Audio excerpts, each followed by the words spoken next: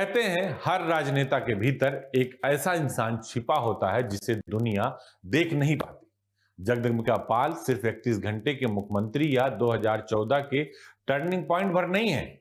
कुर्सी और कतारों से दूर पाल साहब की एक अपनी दुनिया है, जहां हॉकी के मैदान की दौड़ है, संगीत की लय है और करोड़ों का वो साम्राज्य है जिसे उन्होंने अपनी सूझबूझ से सींचा है। आज हम मठाधीश के इस पन्ने में दिखाएंगे आपको जगदम्बिका पाल का वो रूप जो संसद की फाइलों में नहीं मिलता। राजनीति की बिसात पर सह और मात देने वाले सियासी जगदम्बिका पाल की असल जिंदगी में भी एक मजे हुए खिलाड़ी रहे हैं। बहुत कम लोग इस बात को जानते हैं कि आज दुनिया माननीय सांसद जी कहती है। वो कभी अखिल भारतीय विश्वविद्यालय के लिए हॉकी और फुटबॉल के मैदान पर पसीना बहाते थे। मैदान की वो फुर्ती, उनकी वो टीम वर्क और आखिरी मिनट में गोल दागने का हुनर कोई जगदम्बिका पाल से सीखता था। आज में इस बात को समझ में आता है कि पाल साहब ने सियासत के हर डेथ ओवर में कैसे जीत हासिल की। कुर्सी छूटी पर कमान नहीं, पाल साहब ने सियासत से समय निकालकर सूर्य समूह के रूप में शिक्षा का एक ऐसा सूरज उगाया जो आज भी हजारों नौजवानों के भविष्य को रोशन कर रहा है।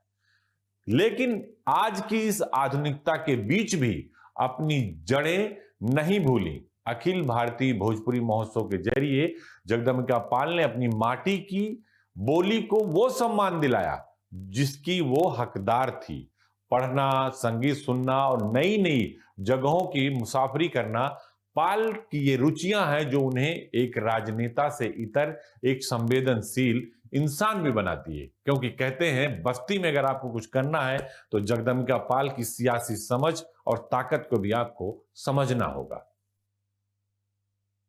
सियासत के बिसात पर बिछे मोहरों को तो सब देखते हैं, लेकिन उस हाथ को कोई नहीं देखता जो इन मोहरों को नचाता है। जगदम्बिका पाल, जिसे दुनिया ने 31 घंटे का सुल्तान माना, उसने वक्त के सीने पर अपनी कामयाबी की ऐसी इबारत लिखी जिसे मिटाना नामुमकिन है।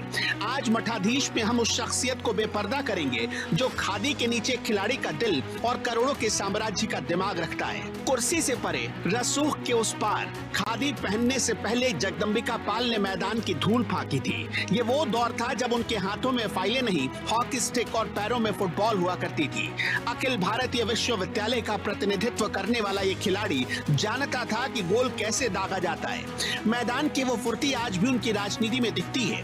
तभी तो विरोधियों के घेरे में भी वो सत्ता का गोल करना नहीं भूलते। मठाधीश वही जिसका साम्राज्य केवल सत्ता तक सीमित न हो। पाल ने सूर्य समूह के जरिए शिक्षा का ऐसा किला खड़ा किया जहां हजारों भविष्य गढ़े जा रहे हैं।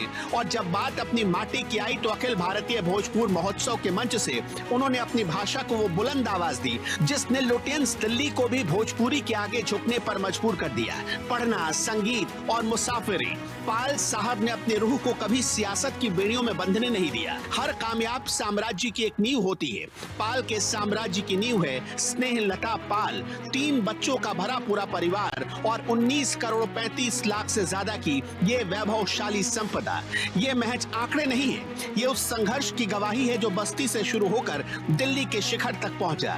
वो एक ऐसे मठाधीश हैं जिन्होंने रसूख को अपनी ढाल बनाया और परिवार को अपनी तलवार। मठाधीश की वो फाइल जिसे वक्त ने अपनी तिजोरी में बंद कर रखा था।